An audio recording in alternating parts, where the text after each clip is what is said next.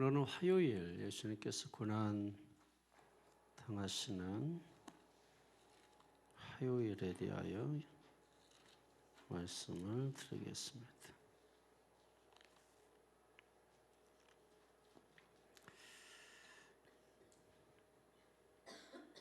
우선 문단부터 나눠보도록 하겠습니다.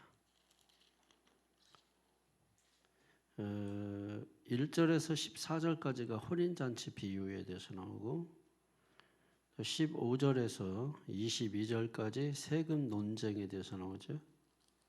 그리고 23절에서 33절까지 부활 논쟁, 그리고 34절이야 마지막까지 가장 큰 계명이 무엇인가 하는 말씀을 주고 있습니다. 우리가 보통 이제 고난주간 또는 종려주일, 우리가 이 날을 보통은 이렇게 고통주간으로 생각하시는 분들이 있어요. 이 날은 고난주간은 고통주간이 아니고 경건주간이에요. 그래서 고난주간만 되면 막 갑자기 그냥 막 금식하면서 으악하고 막 이렇게 하시려고 하는 분들이 있는데, 이미 고난은 우리가 당하는 게 아니고 주님이 당하신 거예요. 우리가 착각을 하면 이제 주님이 당하신 고난을 내가 이제 당한다 하면서, 예를 들면 요한복음에 있는 것처럼 예수님이 행하신 것보다 내가 더 큰 일을 할 수 있다 이러면서 착각을 자꾸 하는 거죠. 이게 이제 말씀에 대한 오해예요. 그러니까 고통주간이 아니고 경건주간. 고통주간은 그런 사람들이 뭘 하려고 하겠어요? 그냥 금식을 예를 들면 한다든지 그러면서 이제 막 고통스럽게 한 주간을 보내려고 한다든지 뭐 이런 식으로 생각을 할 수 있겠죠. 근데 경건주간이라고 하는 것은 뭐냐면 주님 앞에 머무는 시간을 많이 갖는 거예요. 이 주간에 주님 앞에 머무는 시간을 많이 가지면서 주님의 십자가를 묵상하는 거죠. 그러면서 특별히 우리가 이 새벽에 전통이에요. 교회의 전통.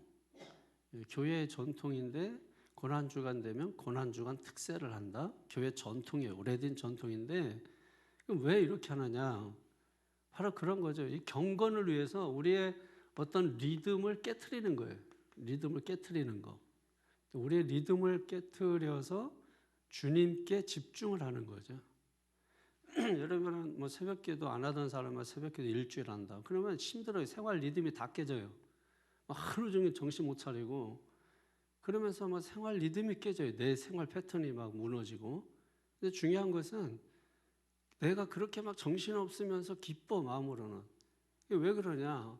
내 생활의 리듬을 깨트린 거예요. 내가 의도적으로. 고난주간에 참석함으로 피곤하지만 막 참석함으로 깨트려서 어떻게 하는 거예요? 주님께서 집중을 하는 거죠.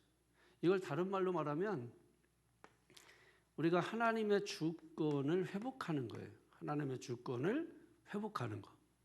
그러니까 하나님의 주권을 회복하고 인정하는 거. 주권이 뭐예요? 주님이 나의 주인이신 것을 이 기간 통해서 다시 한번 우리가 신랄하게 깨닫는 거죠. 그래서 고난주간은 고통주간이 아니고, 고통은 이미 주님이 당하신 것이고, 우리는 그 주님 앞에 머무는 시간을 많이 갖는 그런 주간이 특별히 이 고난주간입니다. 굉장히 의미가 있는 거죠. 그래서 하루 종일 뭐 이렇게 새벽에 예배하고 그러면 피곤하지만은, 그렇지만은 피곤한 게 이유가 뭐예요? 새벽에 기도해서 그런다. 매일 하는 사람은 그런 얘기 하지도 않아요. 어쩌다가 한 번씩 하는 사람들은 뭐 이게 굉장한 거로 생각을 해요. 그래서 막 피곤한데 그러면서 새벽 기도 얘기 자꾸 하고 매일 나갔던 것처럼 그렇게 하는 거죠, 여러분. 그런데 결국은 주님께 집중하는 거예요, 그게. 그게 감사한 거잖아요. 감사한 거잖아요. 자, 그러면서 오늘 처음 시작을 혼인잔치 비유로 시작을 하고 있습니다. 마태복음이니까 누구를 대상으로 기록한 거죠? 유대인들을 대상으로 예수가 복음이다 하는 것을 전하는 거예요. 근데 안타까운 것은 좀 아픈 마음으로 전하는 거죠. 그런데 너희들이 복음에서 첫 번째 대상이 아니야. 마지막 대상이야 하는 거야. 아픈 마음으로 전하는 거야. 너희들이 복음의 첫 번째 대상이 아니고 구원의 첫 번째 대상이 아니고 마지막 대상이야 라고 말하는 거죠. 그 이유가 뭘까요? 주님 말씀 듣고도 돌이키지 않았기 때문이죠. 말씀을 듣고 돌이키지 않는 거예요. 말씀 듣고 회개하지 않는 거예요. 그러니까 너희는 맨 마지막으로 가. 그래서 오늘 혼인잔치 비유가 이제 시작이 되게 되는 것입니다. 혼인잔치니까 잔치를 베풀면 우리가 뭐예요? 청첩장 돌리잖아요. 초청장이에요. 초청장. 그러니까 혼인잔치에서 초청장을 보내는 게 은혜예요. 초청하는 것이 은혜예요. 그럼 그 초청에는 두 가지가 있어요. 거절할 수 있고 초청에 응할 수가 있는 거죠. 근데 여러분도 이런 거 있잖아요. 초청장은 받았지만 어떤 경우는 거절하기가 쉬운 경우가 있고 또 어떤 경우는 거절하기가 굉장히 또 애매한 경우가 있고 어떤 경우는 꼭 가야만 하는 경우가 있다는 것이죠. 그러니까 오늘 성경에서 이 혼인잔치는 하나님 나라 잔치죠. 하나님의 나라의 잔치예요. 하나님의 나라. 여러분 이 개념은 항상 머릿속에 우리가 이제 보통은 천국이라고 하지만 천국이라고 하는 것은 하나님의 나라죠. 개념을 보면 돼요. 천국은 죽어서 가는 나라. 이제 하나님의 나라는 살아서 이 천국을 맛보는 나라. 그러니까 마가복음에 보게 되면은 예수님께서 이 하나님의 나라를 가지고 이 땅에 오셨죠. 근데 하나님의 나라가 너희에게 임하지 못하는 이유가 그 나라가 임할 수 있도록 너희가 막고 있기 때문에 그렇다. 그러므로 하나님의 나라가 임하지 못하도록 막고 있는 그것을 뭐하라? 회개하라. 근데 회개했어요? 안 했어요? 회개 안 했단 말이에요. 그러니까 너희들은 맨 뒤로 가라. 한 게 마태복음이 유대인들에게 주시는 말씀이라는 거예요. 근데 이 왕의 잔치, 즉 하나님의 나라 잔치는 초청을 했을 때 내가 거절할 수도 있다고 했죠. 그런데 문제는 뭐냐면 거절하면 죽고 사는 문제인 거예요. 다른 것은 그냥 뭐 가도 안 가도 그만이고 뭐 신뢰가 되고 뭐 이런 거지만 왕이 베푼 잔치는 하나님 나라의 이 잔치는 거절하게 되면 죽고 사는 문제라는 것이죠. 사람들이 거절했어요? 안 했어요? 거절했죠. 거절한 이유가 뭐죠? 밭으로 가고 또 뭐 시장으로 가고 뭐 산으로 가고 들로 가고 뭐 하여튼 이런 이유로 거절을 하고 심지어 어떤 일까지 했습니까? 종들이 와서 하나님 나라 복음을 전하니까 그 종들 어떻게 됐어요? 죽이는 일까지 행하게 됐다면 이 종들이 어떤 사람을 말합니까? 오늘날도 뭐 복음을 전하는 사람이 있는 것처럼 하나님 나라의 말씀을 전하는 이런 전도자들을 의미하는 것이죠. 그런 전도자들을 죽이기까지 했단 말이에요. 그래서 이 사람들이 초청을 했을 때 거절하고 다른 곳을 향하여 간다. 그래서 이 비유에서 중요한 게 단지 혼인잔치에 빠지면 안 돼요. 이 비유에서 이렇게 가만히 들여다보면 그 혼인잔치 이야기를 통해서 비유죠, 비유. 그러면 이 성경에서 이 비유라고 하는 것은 어떤 전하고자 하는 핵심, 목적, 그것을 볼 수 있어야 돼요. 그러니까 비유는 뭐 도덕적이고 뭐 이런 거를 찾으면 안 돼요. 그리고 비유라고 하는 것은 하나의 이야기를 만들어서 하는 거기 때문에 그 시대의 상황과 배경이 맞지 않을 수도 있어요. 그 비유를 통해서는 오로지 한 가지, 이 비유를 통해서 말하고자 하는 목적이 뭐냐, 그걸 찾아내는 게 중요한 거예요. 우리는 비유를 하나의 이야기로 재밌게 들으려고 하는 경향이 있어요. 여러분 성경이 뭐 재밌게 들으라고 성경이 있는 거예요? 그런 뜻이 아니잖아요. 성경은 죽고 사는 문제예요. 근데 우리는 이 성경을 죽고 사는 거로 받아들이지 않고 그냥 뭐 취미 생활하듯이 그냥 들으면 좋고 뭐 이런 식으로 하나님 말씀을 대하는 아주 불경건한 거죠. 어떤 면에서는 굉장히 불경건한 거죠. 그러니까 이 혼인잔치 비유는 뭐 혼인잔치에서 초청하고 거절하고 당연히 그런 내용이 있지만 그 비유를 통해서 보여주려고 하는 것은 예복이 있어요. 예복. 자, 한번 볼까요? 11절, 12절 한번 보십시오.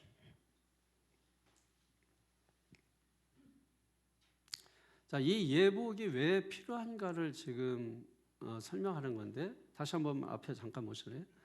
초청을 했잖아요. 초청을 했는데 이 사람들이 종들을 죽이고 거절했잖아요. 그러니까 이제 왕이 신하들을 보내서 대상이 바뀌었어요. 처음에는 유대인들을 향해서 전했지만 이 사람들 거절했으니까 이제는 길거리 나가서 만나는 사람마다 초청장을 주고 오게 하라. 그러니까 길거리에서 만난 사람들이 어떤 사람이에요? 그 이미지가 있죠? 그러니까 이 사람들 속에는 선한 사람도 있고 악한 사람도 있어요. 그죠? 그래서 초청받아서 온 사람들은 여러분 악한 자, 선한 자가 왔기 때문에 반드시 예복을 입어야 된다 하는 이야기를 하고 있는 거예요. 이 비유가 주는 이 핵심이.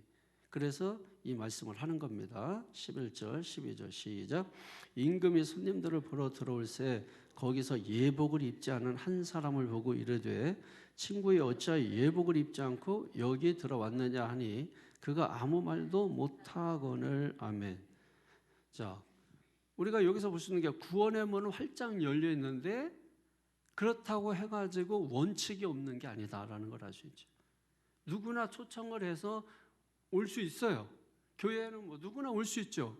그런데 여러분 그렇다고 누구나 다 구원받는 것은 아니죠. 거기에 분명한 원칙이 있다라고 하는 거예요. 여기서 말하는 게 예복이에요. 예복. 그러면 예복이 뭔가 하는 것이죠. 여기에 대해서 계시록 19장 8절에 보면 그에게 빛나고 깨끗한 세마포 옷을 입도록 허락하셨으니 이 세마포 옷은 성도들의 옳은 행실이라 하더라. 자, 여기서도 이제 너무 오해를 이제 하는 거예요. 이제 막 빨리 보는 거야. 아, 세마포 옷. 야, 예복이 세마포 옷이구나. 이건 알겠어. 바로 가는 거야. 아, 성도들의 옳은 행실이구나. 왜냐하면 성경에도 나와 있으니까. 그런데 더 중요한 거예요. 이 말씀에서 더 중요한 게 바로 그 앞에 있어요. 세마포 옷을 입도록 허락하셨으니라는 말이에요. 자, 그러니까 이 말을 붙여서 이해를 하면 이런 거죠. 성도의 옳은 행실은 스스로의 힘으로 준비하는 것이 아니라 하나님께서 은혜로 주시는 것이다. 자, 예를 들면 자녀들이 이제 어린 아이 자녀들에게 자기들이 스스로 옷을 준비해서 입나요? 아니잖아요. 부모가 옷을 준비해 준 옷을 입는 거잖아요. 그러니까 성도의 옳은 행실, 그러니까 착한 일 해야지. 그래서 구제해야지. 그래서 선교해야지. 이런 걸 우리가 행위 구원이라고 하는 거야. 그러니까 사람들은 나 예수님 믿으니까 그래서 했으니까 그 구분을 못 하는 거예요. 그래서 여러분 이거를 성도들은 구분하지 않지만은 신학자들은 구분을 해요. 그런 거를. 이게 행위 구원인지 믿음 구원인지. 그래서 제가 이게 뭐 우리나라에도 행위 구원론자 2단 취급하는 거죠. 2단이라고 하는 거잖아요. 그래서 믿음으로 구원. 이게 이제 종교 개혁에서 오직 믿음 그것을 이제 강조한 것 이후부터 이제 믿음이 이제 강조된 거잖아요. 그 이전까지는 로만 캐토릭에 의해서 행위 구원을 강조되다가 종교 개혁 이후에 이제 믿음 구원이 강조된 거잖아요. 그래서 이제 야고보서 보면서 이제 믿음과 행위가 동전 앞면 뒷면과 같다 이러면서 이제 좀 우리의 마음을 좀 편하게 하고자 하는 그런 성향이 이제 있는 것이죠. 예, 어쨌든 오늘 본문의 말씀에 입각해서 보게 되면은 성도의 옳은 행실도 우리 스스로 할 수 없다는 거예요. 그러니까 죄인이 행동하면 행동할수록 그건 더 죄를 짓는 게 되는 거예요. 그래서 감옥에 가둬놓는 거예요. 넌 행동하지 마. 여러분 조두순이 집 밖으로 나가. 넌 나가는 자체가 죄야. 아시겠어요? 여러분은 죄인이잖아요. 집 밖으로 나가는 자체가 죄예요. 그러니까 이걸 우리가 깨달아야 된다니까. 이걸 깨달지 않으면 조두순도 법원에 가서 뭐라 그랬어요? 아니 자기가 뭐 아내가 뭐 어쩌고저쩌고 하고 뭐 해서 이렇게 잠깐 나간 건데 뭐 하면서 이렇게 자꾸 변명이 생기잖아요. 변명이. 우리는 나는 철저하게 죄인인 것을 깨달아야 되고 아무 희망이 없는 자임을 깨달아야 돼. 가장 낮은 곳이 가장 높은 곳이에요. 가장 그렇게 내가 내려가야 거기서 가장 높으신 하나님을 만나기 때문에 가장 낮은 곳이 가장 높은 곳이라는 걸 몰라. 그러니까 사람들이 뭐예요? 하나님을 만나지 못한 채 예배하는 거예요. 하나님을 만나지 못한 채 우리가 봉사하고 섬기는 거예요. 그러니까 이런 사람은 성경에 예복을 입지 않았다 이렇게 얘기하는 거예요. 아시겠어요? 이게 얼마나 하나님 앞에서 왕 앞에서 이게 두려운 일인가를 아셔야 돼요. 왜냐하면 왕은 그걸 보고 판단하거든. 그러니까 우리가 이거를 보지 못하면 저 인간 왜 그러지 하고서 하나 그냥 갈등만 하다 고민만 하다가 인생 끝내버리는 경우가 많은 거죠, 여러분. 그래서 스스로의 힘으로 준비하는 것이 아니라 결국 뭐예요? 하나님이 은혜로 주시는 선물이다. 자, 그러면 또 궁금한 게, 그럼 우리는 뭐 어떻게 하나 가만히 뭐 아무것도 안 하면 뭐 어떻게 되나요? 뭐 이렇게 또 얘기할 수 있잖아요. 그래서 빌립보서 2장 13절의 말씀에 보면 너희 안에서 행하시는 이는 하나님이시니, 우리 안에서 행하시는 이는 하나님이시니 자기의 기쁘신 뜻을 위하여 너희에게 소원을 두고 행하게 하시나니. 그러니까 우리의 옳은 행실은 내 안에 성령이 행하시는 결과로 나타나는 것이구나. 그러니까 우리가 해야 되는 건 뭐예요? 나를 위해서, 나를 대신해서, 나를 위해서가 아니죠, 이제 나를 대신해서. 그래서 우리가 뭐라 그래요? 대속의 은혜. 이 대속은 줄임말이에요. 그러니까 차라리 이렇게 줄이잖아요. 요즘 말처럼 줄여놓으면 어른들이 이해 못하는 것처럼 신앙도 말을 줄여놔가지고 사람들이 오해를 하는 거야. 대속이라는 것은 대신 속죄라는 뜻이거든요. 뭐 네 마디밖에 안 되는데 뭘 이걸 줄여요? 그냥 하면 되지. 그러면은 뜻이 확 오는데. 그럼 이걸 아는 사람은 나를 위하여라고 쓰지 않죠. 나를 대신해서 죽으셨다 하는 거죠. 주님은 나를 위해서 죽으신 분이 아닙니다. 나를 대신해서 죽은 거예요. 그래야 여러분 1대1 개인 구원이 오게 되는 거죠. 여러분. 이걸 모르면 그냥 집단 구원만 생각하게 되고, 그러니까 내 구원이 가치가 별로 그렇게 없어 보이는 거예요. 주님은 나를 대신해서 각자 여러분들을 대신해서 주님이 대신 속죄하셨다라고 하는 것입니다. 그러니까 여러분, 내가 어떤 행실을 하는 것은 내 스스로 힘에 의해서가 아니라 나를 대신해서 죽으신 그 예수님을 내 안에 품으면 그 예수님께서 내 속에서 역사하셔서 내 속에서 행하시는 일은 여호와시니 하나님이시니 그랬으니까 역사하셔서 역사하는 그 힘으로 나타나는 게 성도의 옳은 행실이라는 거예요. 우리가 밥을 먹으면 그 밥심으로 산다 하는 게 있잖아요. 예수님을 우리가 먹으면 그 예수의 힘으로 사는 거야. 그게 성경에서 말하는 하나님이 공급하시는 힘으로 하라는 거야. 근데 너희들 왜 네 속에 하나님도 없이 말씀도 없이 복음도 없이 너희들 힘으로 왜 그 이전에 그 일을 멈추고 먼저 복음을 너희 안에 가지라는 거예요. 말씀을 너희 안에 가지라는 거예요. 주님을 먼저 너희 안에 가지라는 거예요. 그래서 주님이 너희 안에 풀어줘서 주님이 살과 피가 되게 하라는 거예요. 그거를 해야 되는 거예요. 교회에서 그거를 해야, 그래야 그 다음에 하는 게 주님이 하는 거가 되는 거예요. 이게 되지 않는다. 성경에서 계속해서 하는 게 뭐예요? 바리새인들에게 종교 지도자들에게 하는 말이 자기 의는 망한다는 거예요. 자기 의. 그러니까 자기 의는 여러분이 행하는 거예요. 내 힘으로 하는 게 자기 의, 하나님이 공급하시는 힘으로 하는 게 하나님의 의, 그리고 하나님의 뜻대로 하는 자라야 구원을 받는다 하는 말이 이 말. 아시겠어요? 그러니까 이거를 모르면 구원론이 분명하지 않은 거예요. 구원론이 분명하면 믿음을 강조하게 되는데 구원론이 분명하지 않으니까 행위로 자신을 덮으려고 하는 거예요. 이걸 행위론자라고 하는 거예요. 근데 여기에 한국교회가 몸살을 앓고 있는 거예요. 왜? 이 개념을 정확히 이해하지도 못하고 개념을 이해하지 못하니까 개념을 이해하지 못하니까 다른 이야기들만 그냥 쌓아놓는 거예요. 여러분, 그냥 영양가 없는 거 그냥 100번 먹느니 그냥 보약 잘 지어진 거 한 채 딱 먹는 게, 그래서 몸 회복하는 게 그게 훨씬 나은 거 아니에요?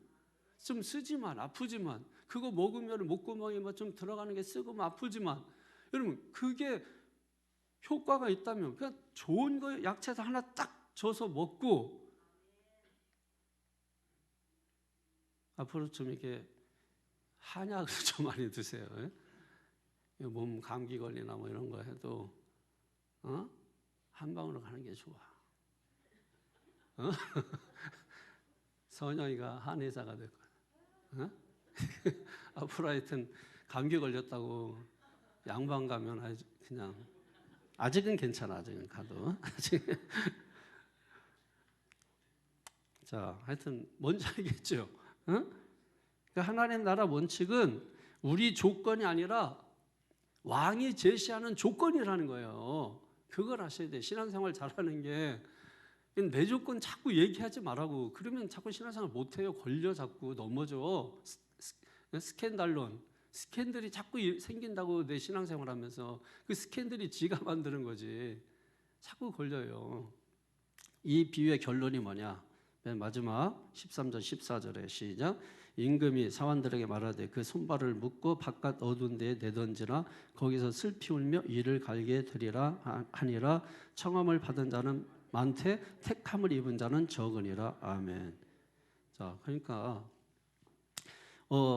어떤 사람은 청함을 어떻게 거절했죠? 청함 자체를 거절했어. 그러니까 네 가지 마음 밭에서 이 사람이 어디에 속하겠어요? 응? 길가밭. 그 다음에 청함을 받았는데, 그래서 응했는데 택함은 받지 못했어. 이 사람은 어디에 속하겠어요? 들짝밭, 가시밭.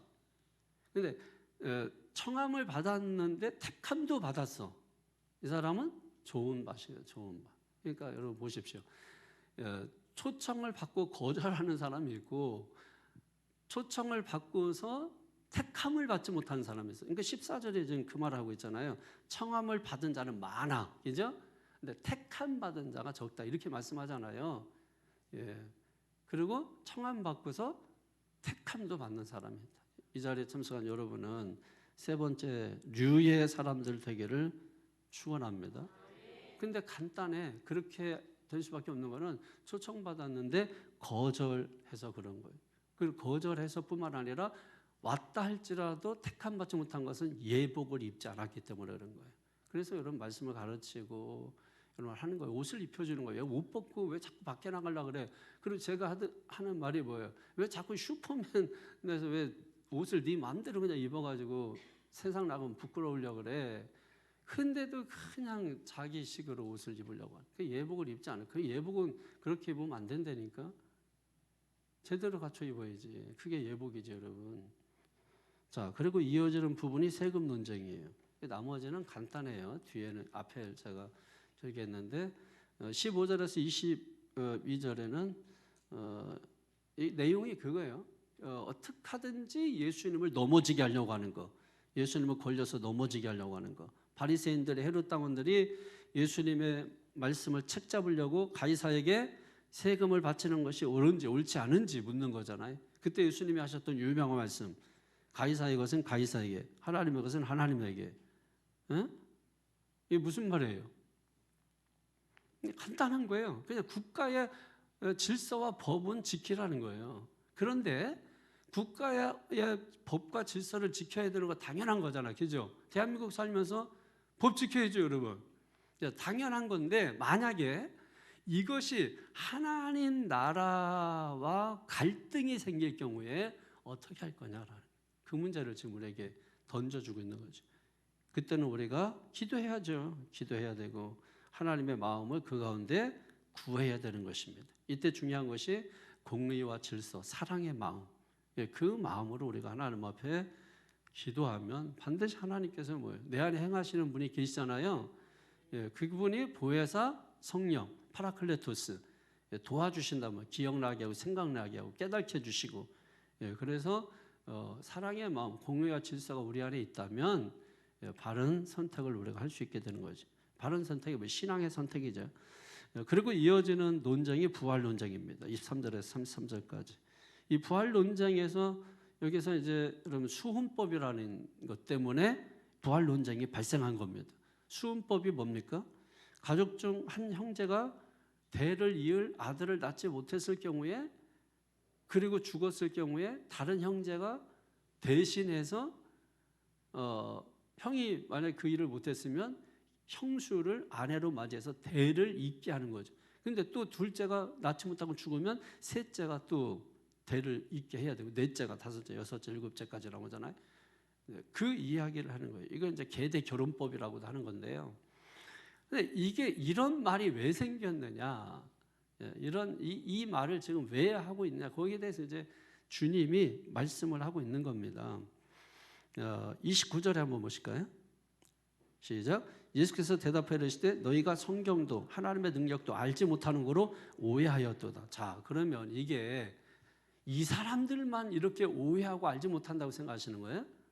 아니에요, 여러분. 지금 이 말씀을 대하는 우리에게 하시는 말씀이에요. 너희가 아까도 제가 뭐 성경 이렇게 얘기했지만 자꾸 오늘 오해하고 뭐 이렇게 행위, 믿음 이런 걸 자꾸 이제 오해하고 혼돈하고 하는 것들이 그 시대에만 있는 게 아니라 우리 시대에도 이거를 이해하지 못하면 오해가 되고, 오해 못하면 뭐죠? 이해를 못하는 거예요. 오해를 뭐야? 이해를 못하면 오해를 하면 자꾸 왜곡을 시키잖아요. 그러니까 우리도 그럴 수 있다는, 우리도. 그러니까 우리가 하나님의 말씀을 잘 배워야 예복을 순서대로 잘 입는 거예요. 근데 말씀을 제대로 안 배우고 대충 입고서 뭘 하니까 저거 제정신이야 저거. 저렇게 백날해서 저게 되나? 예복을 안 입었잖아. 그러니까 왕이 들어와가지고 그거 보면은 저거 죽여 살려. 여러분 골치 아픈 거예요. 골치 아플 것도 없지. 예복을 안 입었으니까. 그냥 예수님께서 하신 말씀을 우리가 잘 이해해야 돼. 그래서 우리도 그럴 수 있구나. 이렇게 생각을 해야 바꾸기 시작하는 거예요. 왜 그럼 이 사람들이 이렇게 하냐? 결국은 늘 말씀드리잖아. 우리 생각으로, 우리의 기준으로, 우리의 방법으로 전부 하나님의 말씀을 그런 식으로 대하게 되면 거기서 이제 오류가 생기는 거예요. 그러니까 우리는 내 안에 계시는 성령을 따라서, 성령을 의지해서 하나님 말씀을 읽고 묵상함으로 우리의 생각이 아니라 오직 하나님의 말씀이 기준이 되어 살아가는, 이게 중요한 것이라는 것입니다. 여러분 부활절 부활한 후에 천국 가서 그거 우리가 어떻게 다 알아요, 그거를. 그러니까 그때 가서 우리가 아는 거는, 확실히 알 수 있는 것은 그때 가서는 뭐 이런 복잡한 수훈법, 계대법, 계대 결혼법 이게 아니라 그때 가서는 우리의 교제가 완전해질 것이다 라고 하는 거죠. 우리가 뭐 거기서 어떻게 알아요? 죽어보지도 않았는데. 근데 우리가 알 수 있는 건 성경 보고 아는 거잖아요. 근데 성경에 뭐 거기에 대해서 구체적으로 그런 게 없잖아요. 그러나 분명히 알 수 있는 건 성경을 보다 보면은 우리가 하나님 나라에 가서는 완전한 사귐이 있겠구나. 그게 여러분 에덴 동산 아닙니까? 우리가 그것을 이해하시면 돼요. 마지막으로 가장 큰 계명에 대해서 33절에서 마지막까지 37절 39절에 무엇이 가장 큰 계명인가 말씀하죠. 37절 39절 시작. 예수께서 이르시되 네 마음을 다하고 목숨을 다하고 뜻을 다하여 주 너희 하나님을 사랑하라 하셨으니 이것이 그 첫째 되는 계명이요 둘째도 그와 같으니 네 이웃을 네 자신같이 사랑하라 하셨으니 아멘. 뭐예요? 사랑의 계명. 그럼 사랑의 계명에서 중요한 게 하나님 사랑과 이웃 사랑. 어떻게? 마음 다하고 목숨 다하고 뜻을 다해서 하나님 사랑, 이웃 사랑. 어떻게 이웃 사랑은? 내 자신처럼 사랑하라. 여러분 하나님 사랑하십니까? 그러면 그 사랑하려고 하는 그 마음을 받아주시는 거예요. 여러분 애들이 뭐 엄마 아빠 사랑해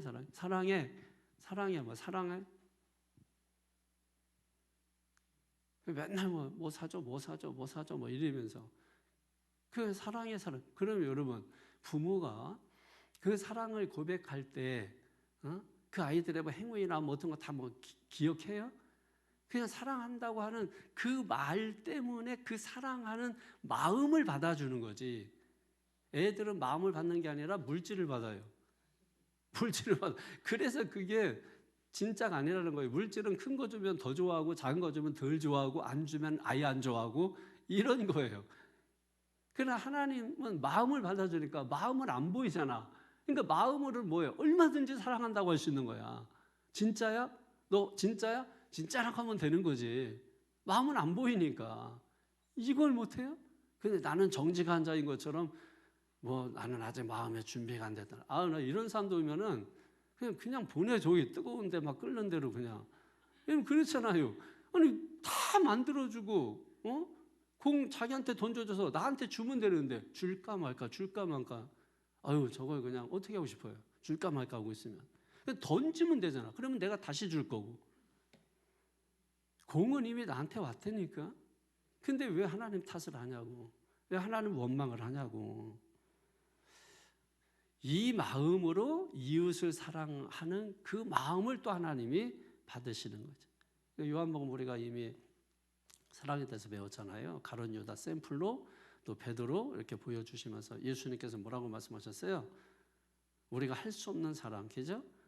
또 할 수 없는 사랑이 있잖아요. 그 사랑을 할 수 있게 하기 위해서 사랑을 어떻게 주셨다?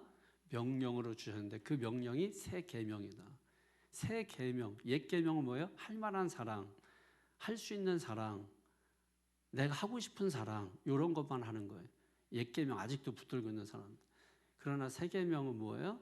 내가 할 수 없는 사랑, 참 하기 정말 어려운 사랑, 아니 뭐 엄두도 못 내는 그 사랑, 원수까지 사랑하는, 나를 배신할 가룟 유다, 부인할 베드로까지 끝까지 사랑하는 사랑, 그게 새 계명이다. 그럼 그거 어떻게 우리가 계산하고 따면 어떻게 해요? 그래서 명령으로 주시는 거예요. 명령은 선택이 없어요.